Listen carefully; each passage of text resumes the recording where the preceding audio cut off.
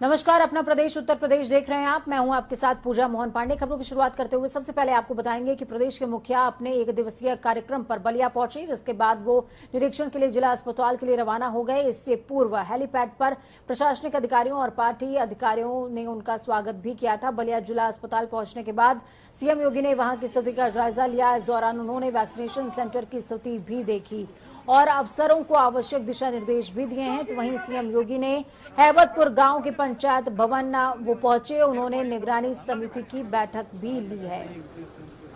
इसके बाद सीएम योगी बनारस के लिए रवाना हो गए हैं। बनारस पहुंचने की भी खबर है। अफसरों को वहां पर भी वो निर्देश देते नजर आएंगे। हाथी बाजार सीएचसी का उद्घाटन भी सीएम वाराणसी पहुंचने के बाद करेंगे।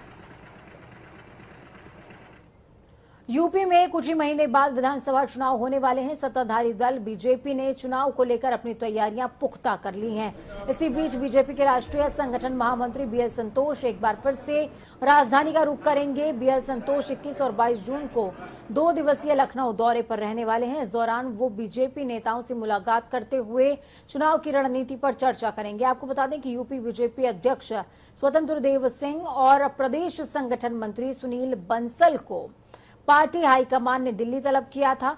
दोनों वरिष्ठ नेताओं को नई दिल्ली से हेलीकॉप्टर भेजकर बुलाया गया था।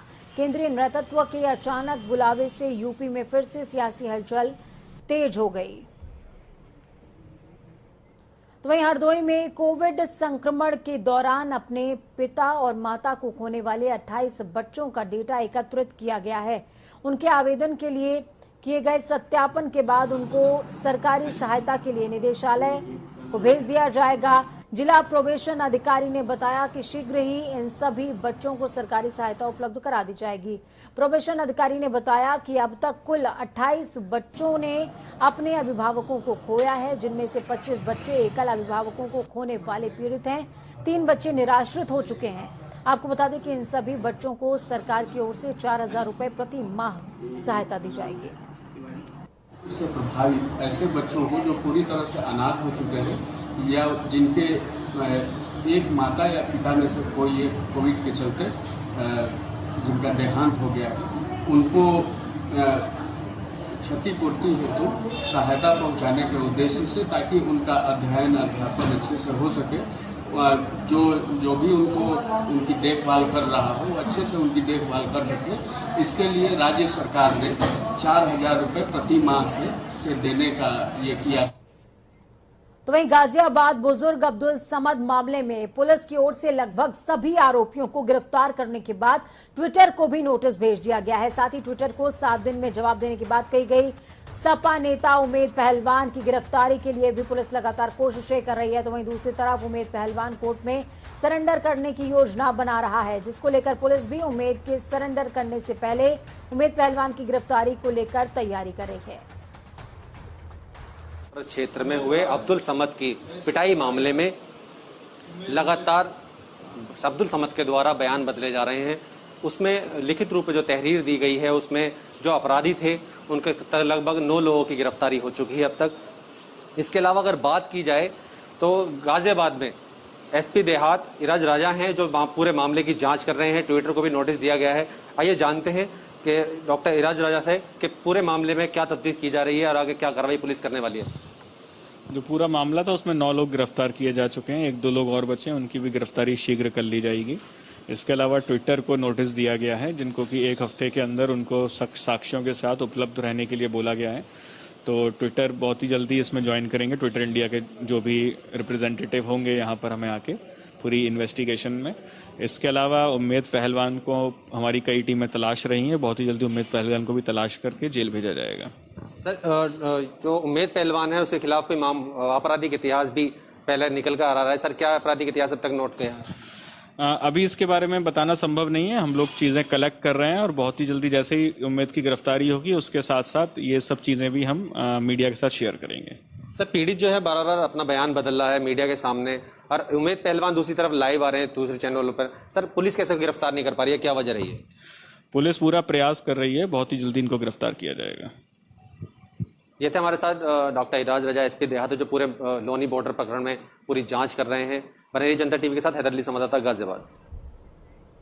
अयोध्या में राम मंदिर तीर्थ क्षेत्र ट्रस्ट पर जमीन की खरीद में आरोपों की चादर बढ़ती जा रही है।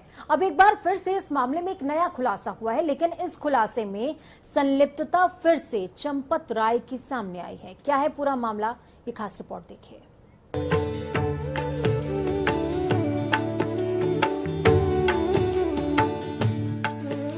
राम की नगरी अयोध्या इंतजार में है कि कब बिखरेगी राम मंदिर की छटा। राम भक्त इंतजार में है कि कब बनेगा वो रास्ता जो भव्य मंदिर तक जाकर पूरा होगा। लेकिन इन सब के बीच बहुत कुछ घट रहा है, सियासी हलकों में बंट रहा है। दशकों से भारतीय राजनीति की धुरी रही अयोध्या में एक बार फिर राजनीतिक लहर उठी है और इस लहर की चपेट में है राम मंदिर ट्रस्ट। भ्रष्टाचार के आरोपों की चादर में लिपटा राम मंदिर ट्रस्ट एक बार फिर सवालों के घेरे में। अभी तक तो सिर्फ 2 करोड़ की जमीन 10 मिनट के बाद 18.5 करोड़ में खरीदने के आरोप लगे थे, लेकिन अब इन आरोपों की चादर की लंबाई बढ़ गई है। इस मामले में नया खुलासा हुआ है। अब मामला 18.5 करोड़ के घोटाले का नहीं, बल्कि 26.5 करोड़ रुपए का हो गया है। अभी तक राम मंदिर ट्रस्ट पर आरोप था कि मंदिर परिसर के लिए 18 मार्च 2021 को 7:15 पर 12,080 वर्ग मीटर जमीन 18.5 करोड़ रुपए में खरीदी गई। लेकिन इसके ठीक 5 मिनट पहले 7:10 पर यही जमीन 2 करोड़ रुपए में खरीदी गई। मतलब सिर्फ 5 मिनट में जमीन की कीमत प्रति सेकंड 5,50,000 की रफ्तार से एकाएक 2 करोड़ से 18.5 करोड़ हो गई। फिर क्या, विपक्ष ने सवाल किए, प्रदर्शन हुआ, मुद्दा बना, जिसके बाद राम मंदिर ट्रस्ट के महासचिव चंपत राय ने पूरे मामले में सफाई भी दी। जितना क्षेत्रफल है उसकी तुलना में इस भूमि का मूल्य 1,423 रुपया प्रति स्क्वायर फीट है, जो मार्केट वैल्यू से बहुत थोड़ा है।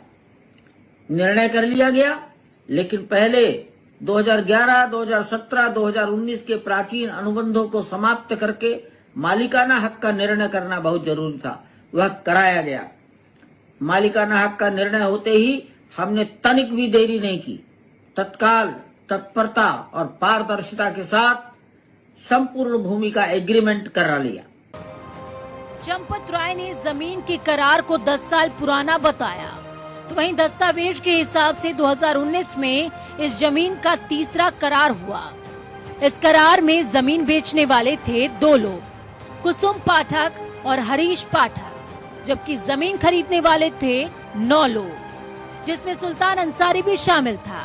लेकिन ये रजिस्टर्ड अनुबंध 18 मार्च को ही निरस्त कर दिया गया, जिसके बाद उसी दिन उसी जमीन पर फिर से अनुबंध हुआ, जिसमें कुसुम पाठक और हरीश पाठक ने यही जमीन सुल्तान अंसारी और रवि मोहन तिवारी को बेच दी। इस अनुबंध में 8 लोगों को हटा दिया गया, जो निरस्त किए गए अनुबंध में शामिल थे।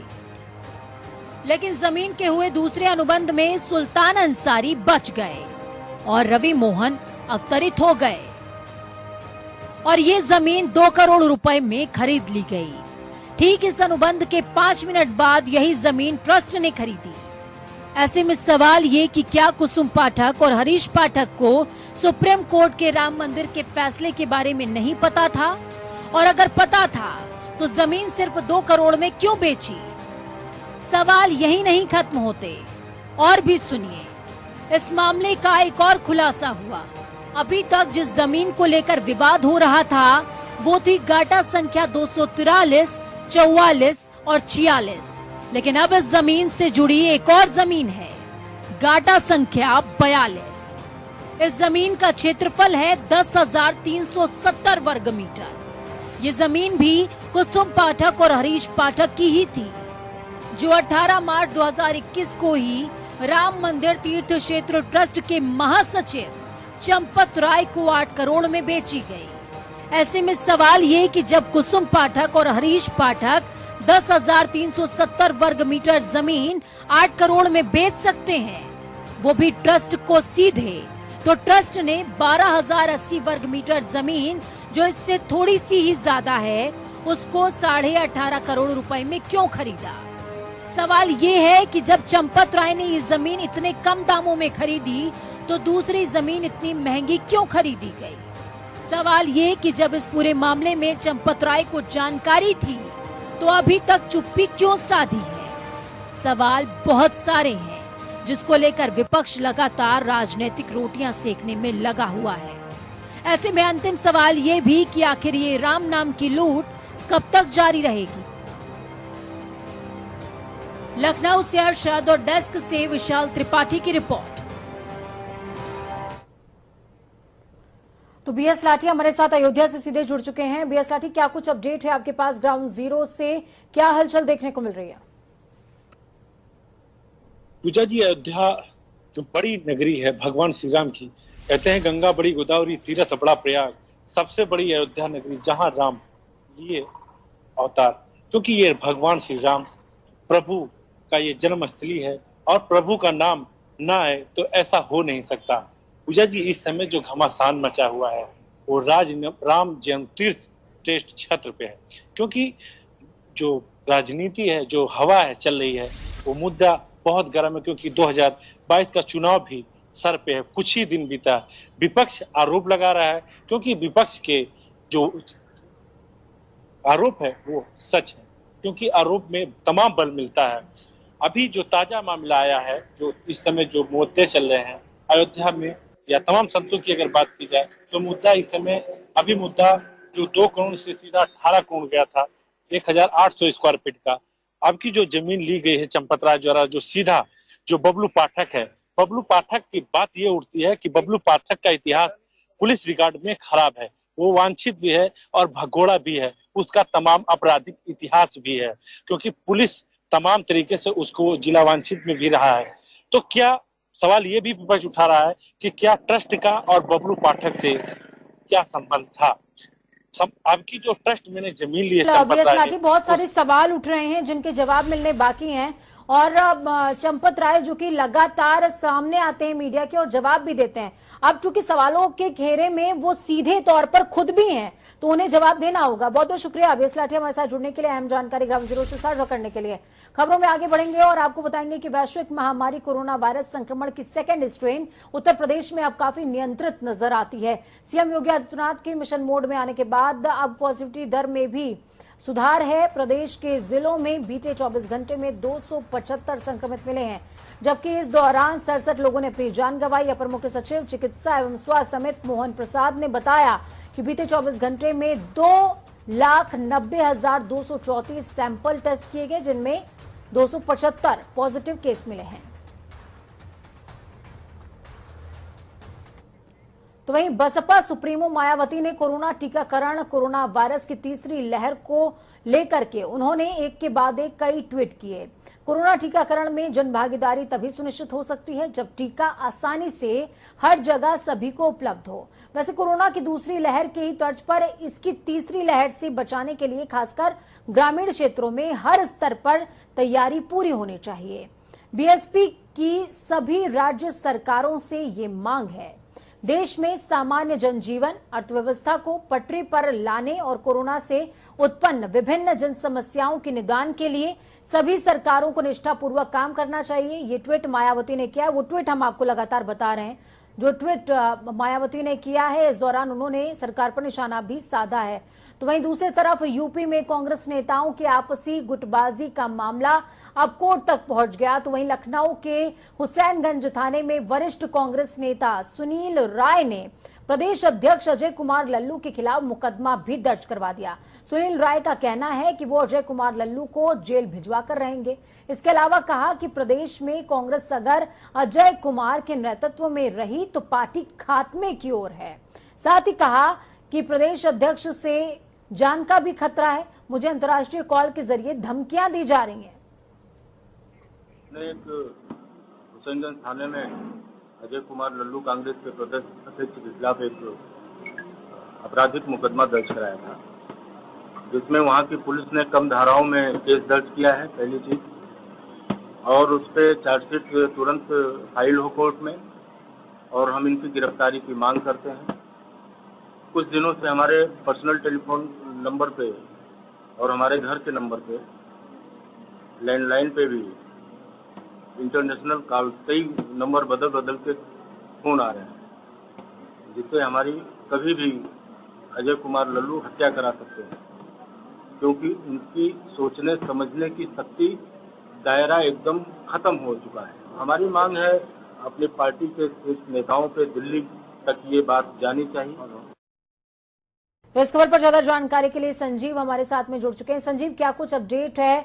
अब बीजेपी के अंतर कला का फूट का जिक्र लगातार होता रहा, लेकिन आज कांग्रेस की अंतरगला जग जाहिर हो गई। बिल्कुल पूजा, देखिए उत्तर प्रदेश में चुनावी वर्ष की शुरुआत हो चुकी है, तो ऐसे में तमाम राजनीतिक दलों की जो आपसी सरपुटौल है वो भी सामने आएगी।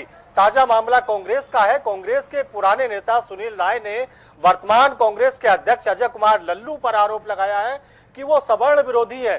पिछड़ी जाति से आने वाले अजय कुमार लल्लू कांग्रेस के नेतृत्व को लेकर तमाम बड़े आंदोलन करते रहे हैं। सैकड़ों मुकदमे अभी तक अजय कुमार लल्लू पर दर्ज कराए गए हैं। ये जो सुनील राय वाला मामला है, ये 25 दिसंबर 2020 को हुसैनगंज थाने में मुकदमा दर्ज कराया था। आज सुनील राय प्रेस क्लब पहुंचते हैं अपने समर्थकों के साथ और एक प्रेस कॉन्फ्रेंस आयोजित करते हैं और साफ तौर पर आरोप लगाते हैं अजय कुमार लल्लू पर कि उनकी हत्या की कोशिश अजय कुमार लल्लू करा रहे हैं। इंटरनेशनल कॉल्स आते हैं और तमाम बड़े आरोप उन्होंने अजय कुमार लल्लू पर लगाए। उन्होंने सवर्ण कार्ड भी खेला। उन्होंने कहा कि जब तक उत्तर प्रदेश के अध्यक्ष अजय कुमार लल्लू रहेंगे तब तक सवर्ण ना तो कांग्रेस के साथ आएगा और कांग्रेस की दुर्गति इससे भी ज्यादा और हो जाएगी। तो कहीं ना कहीं अब कांग्रेस का जो अंतर कलह है पूजा, वो बिल्कुल सतह पे आ चुका है। जब 2022 के विधानसभा चुनावों की तैयारियां करनी चाहिए, जब तमाम रणनीति बनाकर चुनाव का आगाज करना चाहिए कांग्रेस को, तब ये आपस में लड़ रहे हैं।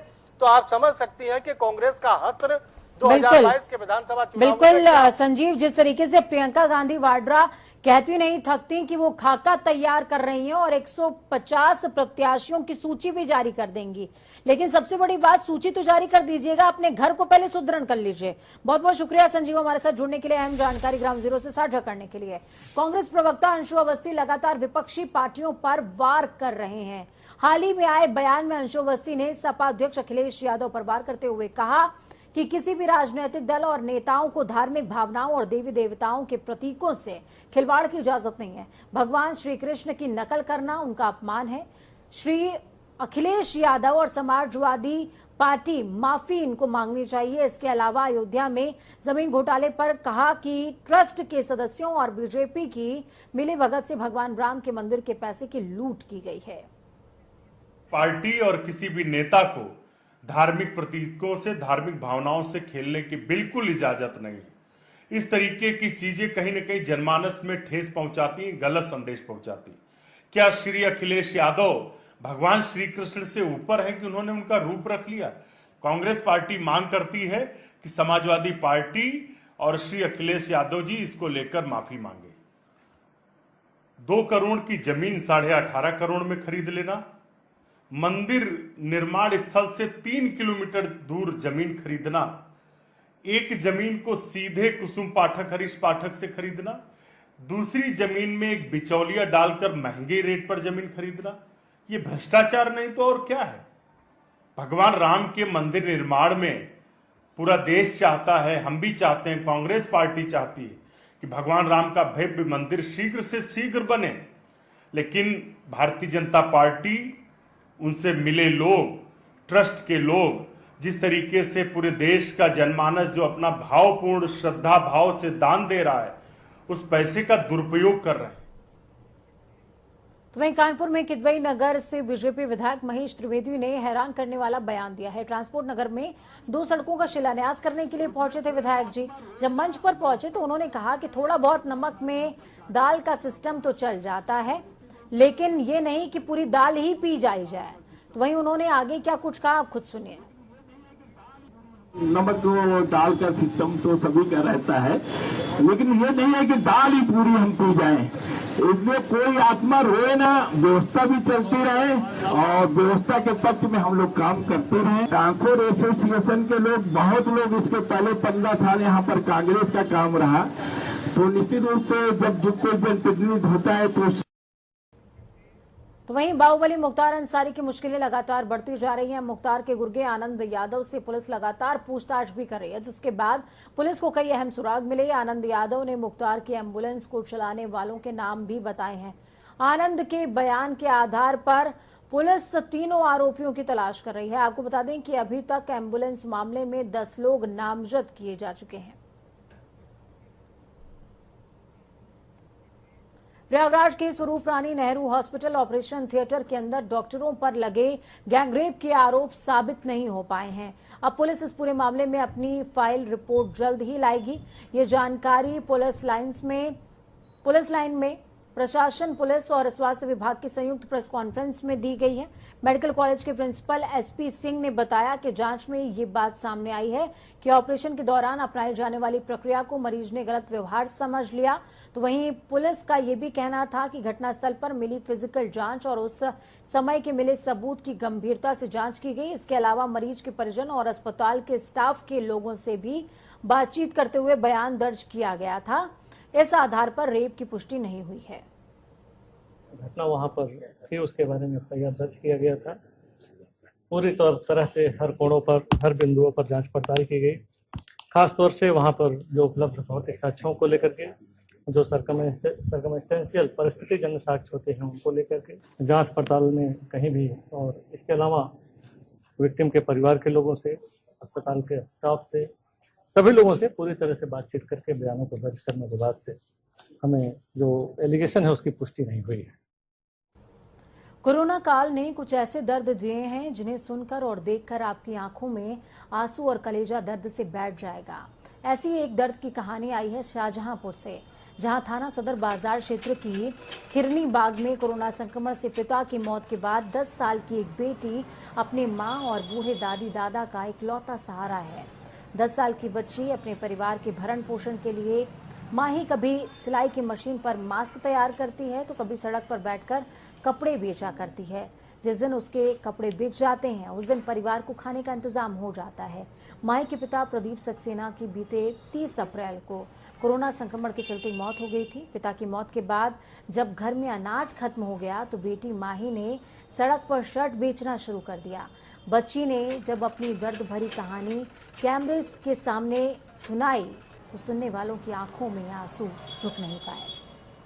पापा देखो मेरी मम्मी को क्या हुआ है, वो पापा को क्या हुआ। पापा एकदम पहुंचे ऊपर और फिर क्या कहते हैं उन्होंने संभाला और फिर मैं मम्मी को बुला करके लाई। फिर मम्मी जब आई तो क्या कहते हैं तब बाबा ने हॉस्पिटल फोन कर दिया था। 3 दिन सही थे, उसके बाद में सीने में दर्द उठा था। वही ये बताइए अपनी नहीं है तो फिर कितनी बड़ी परेशानी वो तो वही है, कैसे मैनेज कर रहे, कैसे सब चल ही रहा भगवान के भरोसे। बस अब आप लोगों की मदद से है। इस बीच कितने खराब दिन काटे आपने? बहुत खराब दिन काटे।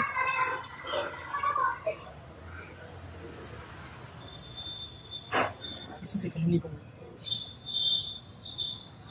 कोरोना की वजह से कोई आ जा भी नहीं दिया था, किससे क्या कहते। 1-1.5 महीना से काट दिया, कोई मदद के लिए नहीं आया कोरोना की वजह से। वक्त यहाँ पर छोटे से ब्रेक का। ब्रेक के उस पार खबरों का सफर लगातार जारी है। बने रहिए जनता टीवी के साथ, क्योंकि हमें आपकी ताकत, अपना और अपनों का बहुत ज्यादा ख्याल रखें। नमस्कार।